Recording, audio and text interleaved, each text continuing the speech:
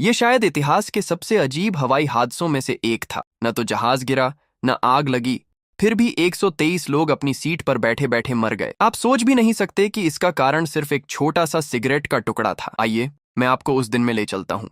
10 जुलाई 1973 को Rio de Janeiro के गेलियन airport से 134 लोगों को लेकर फ्रांस के पेरिस के लिए उड़ी।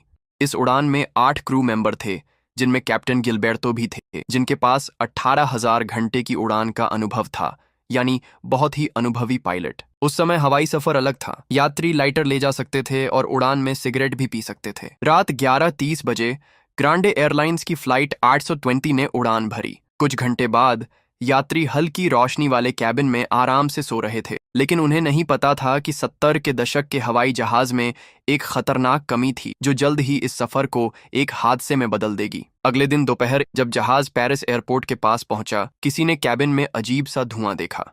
कैप्टन ने तुरंत ये बात ग्राउंड कंट्रोल को बताई। हालात तेजी से बिगड़ रहे थे और कैप्टन ने इमरजेंसी लैंडिंग की अनुमति मांगी। एयर ट्रैफिक कंट्रोल ने उन्हें रनवे 20 की बजाय पास वाले रनवे 07 पर लैंड करने की इजाजत दी। ये रास्ता तेज था, लेकिन कैप्टन को लग रहा था कि अब समय बहुत कम है, क्योंकि कैबिन धुएं से भर चुका था और बदबू के कारण सांस लेना मुश्किल हो गया था। एयर होस्टेस ने पूरे जहाज में खोजा, लेकिन कहीं भी खुली आग नहीं मिली।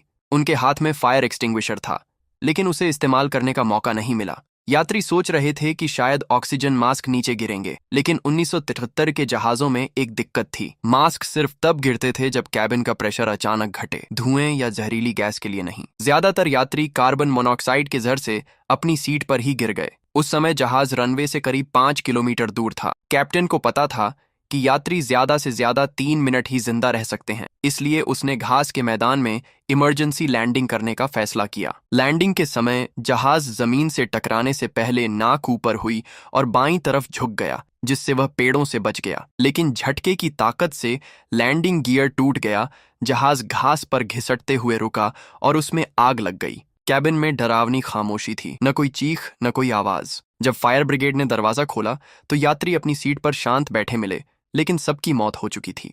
ये लोग न तो क्रैश में मरे, न आग में, बल्कि कार्बन मोनोऑक्साइड के जहर से। आखिर में सिर्फ 10 लोग ही बच पाए। जांच में पता चला कि दाईं तरफ के टॉयलेट के डस्टबिन में एक सिगरेट का टुकड़ा था जो कागज में लिपटा था। उस समय के डस्टबिन प्लास्टिक के बने होते थे। सिगरेट ने कागज को जला दिया, जिससे धीमी आग लगी, डस्टबिन पिघल गया और जहरीली गैस कैबिन में वेंटिलेशन सिस्टम से फैल गई। ऊंचाई पर वैसे ही ऑक्सीजन कम होती है और इस पर यह जहरीली गैस कुछ ही पलों में इंसान को बेहोश कर देती है। कैप्टन आधी बेहोशी में भी जहाज उतारने में कामयाब रहा और बाकी बचे यात्रियों की जान बचा ली।